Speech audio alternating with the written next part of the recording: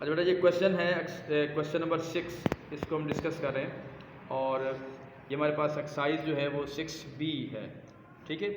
और इसमें प्लीज़ ज़रा देखिएगा, ये इंपॉर्टेंट क्वेश्चन है, यानी बाकी जितने हमने क्वेश्चंस किए हैं उनमें ये क्वेश्चन जो है वो काफ़ी इंपॉर्टेंट है इसमें, क्योंकि 3-4 पार्ट्स ऐसे हैं क्योंकि इसमें डिफरेंट चीज़ें आ रही हैं।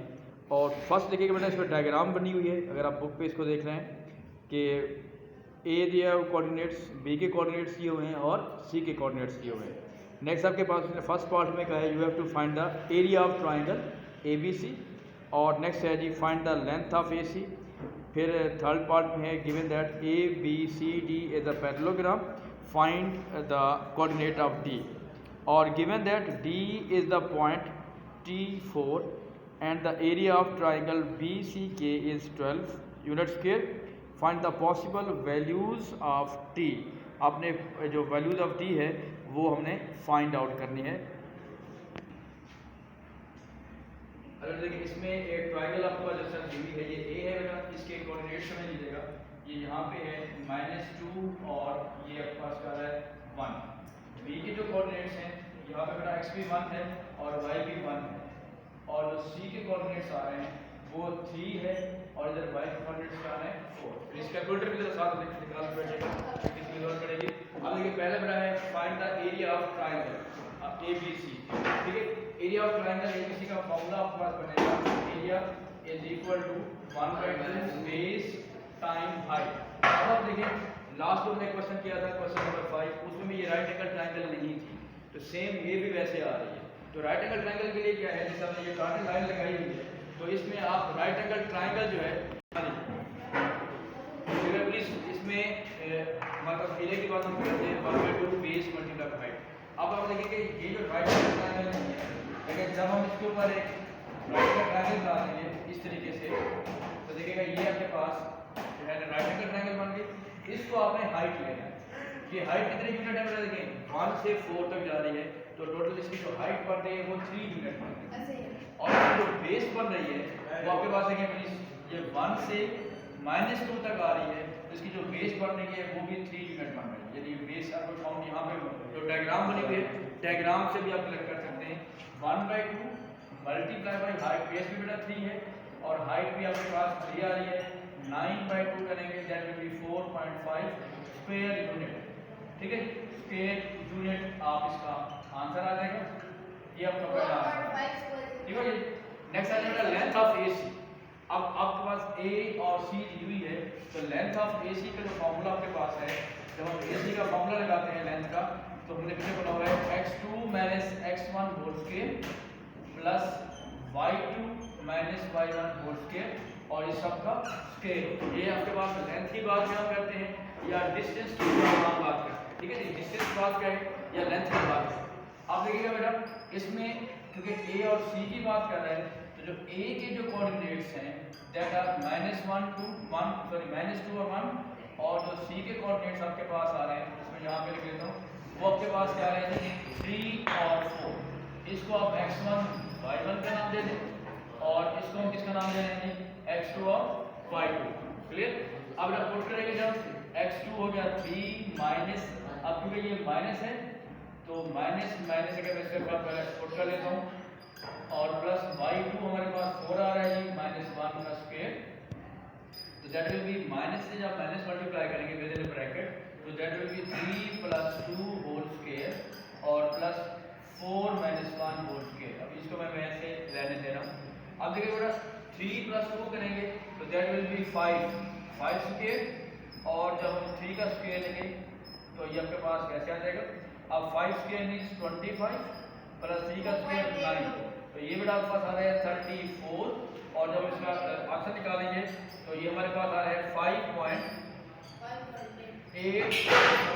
और क्योंकि देखें जब आप कोऑर्डिनेट ज्योमेट्री कर रहे होते हैं तो वहाँ पे हम सेंटीमीटर वगैरह वो नहीं लिख रहे होते, तो आप क्या करते हैं आप यूनिट लिख लेते हैं, ठीक है बेटा। तो इसका दूसरा जो आपका आंसर है वो ये आ जाएगा।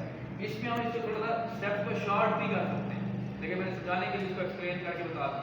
अब आ जाए बेटा क्वेश्चन, इसमें 3 पार्ट है। अब जो थर्ड पार्ट है ये थोड़ा सा डिफरेंट एक बात आ रही है। देखिए थर्ड पार्ट में हमारे पास जो वैल्यू आ रही है given that A B C D is a parallelogram. अब पहले समझिए कि पैरेललोग्राम क्या होती है कि वो पैरेलल भी होंगी और लेंथ क्या होंगी बेटा, इक्वल होगी। अब इस कॉन्सेप्ट को ध्यान रखिएगा, A B C is the parallelogram, find the coordinate of D. Please इसको दोबारा डायग्राम को देखिएगा, आपके पास जो बुक है बुक पे भी आप फोकस कर सकते हैं। अब अगर आपके पास जो पैरेललोग्राम में है इसमें, तो अगर मैं थोड़ी देर के लिए इसको प्लीज जो हमारा ये डायग्राम बनी हुई थी इसको मैं इरेज कर रहा हूँ ताकि बात थोड़ी सी क्लियर हो जाए। क्लियर किस तरीके से देखिएगा, अब पैरेललोग्राम में क्या क्या बात कर रहा हूँ कि अपोजिट साइड के होते हैं, पैरेलल भी होते हैं बेटा और इक्वल भी आपके पास है। क्लियर होगी बात।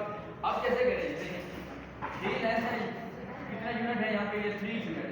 प्लीज ये आपके पास टोटल डिस्टेंस बन रहा है, ये 1 से शुरू हो रहा है, 1 यूनिट ये है बेटा, 2 और 3, इस तरह ही 3 यूनिट आप यहाँ पे आ जाएंगे, यानी ये आपके पास जो वैल्यू होगी वो आपके पास कितना 3 यूनिट हम क्या करेंगे, वो यहाँ पे आपके पास जो वैल्यू होगी वो वहाँ पे आ जाएगी। ठीक है, अब हमारे पास जो D बन रहा है, ठीक है, क्योंकि ये ऑलरेडी 3 यूनिट है तो D आपका इधर बनेगा, ये D पॉइंट। क्योंकि अगर मैं इसको दोबारा मिला देता हूँ इस तरह, देखें ये आपके पास पूरी क्या बन गई, दोबारा से पैरेललोग्राम बन गई। ठीक हो गया, क्योंकि किस तरह हमने देखा है कि 3 यूनिट अगर यहाँ पे है, इस तरह इनका डिस्टेंस आ रहा है तो 3 यूनिट हम इसको यहाँ पे लेके आ रहे हैं। अब एक कंफ्यूजन ये हो सकती है किसी स्टूडेंट के ध्यान में कि हम D को इधर क्यों लेके जा रहे हैं, हम उस साइड पे क्यों लेके गए, राइट साइड, इसको जरा क्लियर कर लीजिएगा बात। इसमें देखिए प्लीज, इसलिए समझदार होना भी लाजमी है बेटा, ठीक है ना, तो शाबाश। और जो है शरीर आप थोड़ा सा समझदारी का मुजाहरा किया करें। हाँ जी शाबाश, समझ के पूरी बात, पूरा बात सुनेंगे या पूरी बात तो आपको बात समझ भी आएगी। अच्छा जी, आप देखिए ए बी है आपके पास, ठीक है, देखिए अब आप देखिए इसमें क्या लिखा हुआ है, A B C D is the parallelogram. तरतीब देखिएगा बेटा, ए बी सी, अब डी किस टाइप का है, यानी ए बी सी डी की बात हम कर रहे हैं, ठीक है, इस वजह से डी पॉइंट इधर आएगा। तो आपके पास इसको देखिएगा, हमारा पॉइंट जो बन गया है, एक्स यहाँ पे 0 है बेटा और वाई यहाँ पे क्या होगा 4, तो इसलिए इसका जो आंसर आ जाएगा डी का answer that will B 0 and 4, ये आपका आंसर है। अब जो नेक्स्ट आपके पास फोर्थ पार्ट है बेटा, अब ये जरा फिगर देखिएगा, ये मजीद उससे थोड़ा टेक्निकल है। Given that K is the point, अब मैं इसको थोड़ा सा अरेज कर रहा हूँ, तो हमने यहाँ पे किया वाली चीज प्लीज, अब मैं इसको अरेज कर रहा हूँ ताकि हमारे पास ओरिजिनल डायग्राम आ जाए।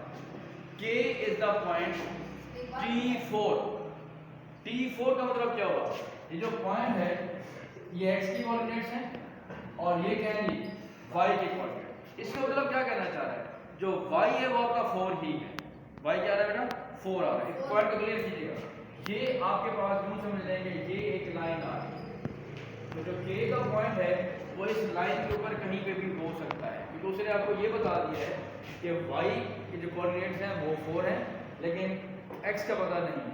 लेकिन आगे उसने एक चीज इंपॉर्टेंट ये बताई है कि area of triangle BCK, BCK, अब k इस लाइन के ऊपर कहीं भी हो सकता है पॉइंट, इसको जरा प्लीज गौर से देखिएगा, वो उसने बता दिया कि वो 12 यूनिट्स के।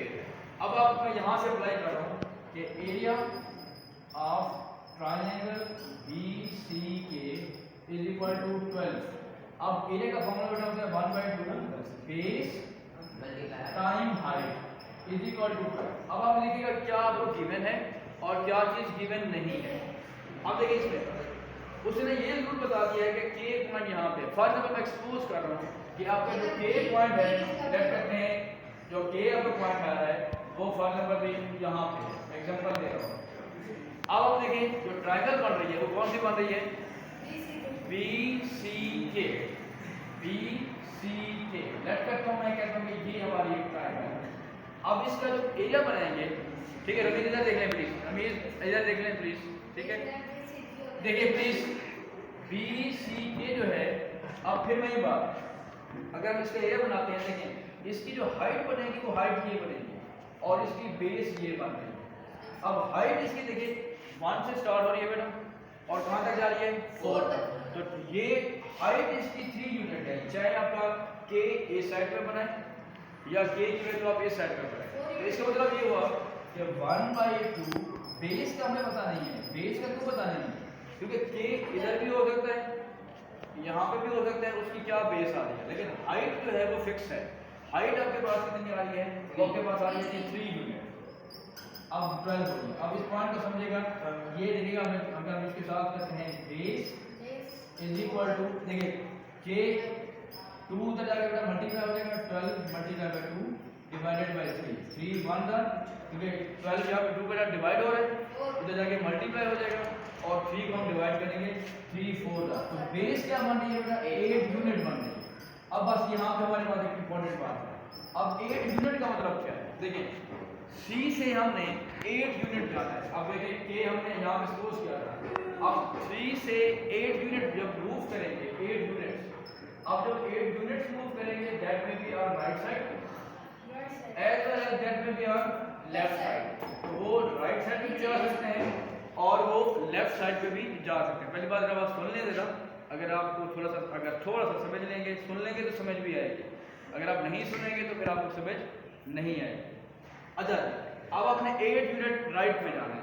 अब 8 यूनिट राइट का मतलब क्या होगा, देखिए ये x पे लिखिएगा प्लीज, क्योंकि यहाँ इधर भी आपके पास y के कोऑर्डिनेट्स चेंज नहीं हो रहे, y के कोऑर्डिनेट सेम रहेगा। अब अगर आप 3 यूनिट राइट पे जाएंगे, 3 में ऐड करेंगे तो वो आपके पास क्या आ जाएगा 11 आ जाएगा। जब हम 3 में 8 ऐड करेंगे तो इसका मतलब है कि ये यहाँ पे जाके कहीं 11 पे जाके मूव करेगा, ठीक है। 3 यूनिट राइट पे जब रिमूव करेंगे तो दैट विल बी 11। अब इसका मतलब है कि 8 आपके पास एक तो 11 हो सकता है यानी t की वैल्यू, y की वैल्यू यहाँ पे यानी x की वैल्यू। दूसरा अगर आप 8 यूनिट इधर मूव करेंगे, सुन लीजिए यहाँ पे टेक्निकल बात, जब 8 यूनिट आप लेफ्ट में मूव करेंगे 3 यूनिट तो यहाँ तक हो गए, 5 यूनिट आगे जाएंगे, इसका मतलब है कि जब आप जाके रुकेंगे तो वो माइनस का 5 हो जाएगा। तो मींस कि t की वैल्यू 11 भी हो सकती है और -5 भी हो सकती है। तो इस पॉइंट को प्लीज दोबारा से भी सुन लीजिएगा, देख लीजिएगा कि मैं पॉइंट कंप्लीट कर रहा हूँ। 8 यूनिट t से राइट पे जाएंगे तो 3 में जब 8 ऐड करेंगे तो 11 पे जाके वो खत्म होगी। इसी तरीके से अगर आप लेफ्ट पे मूव करेंगे तो यहाँ से जब स्टार्ट करेंगे तो ये 3 यूनिट यहाँ पे हो गए, फर्दर जो है वो 5 यूनिट नेगेटिव साइड पे चला जाएगा, नेगेटिव साइड पे यानी कि नेगेटिव एक्स एक्सिस पे, ठीक है। तो आपका जो t की वैल्यू है वो 11 भी हो सकती है और -5 भी हो सकती है, ठीक हो गया जी।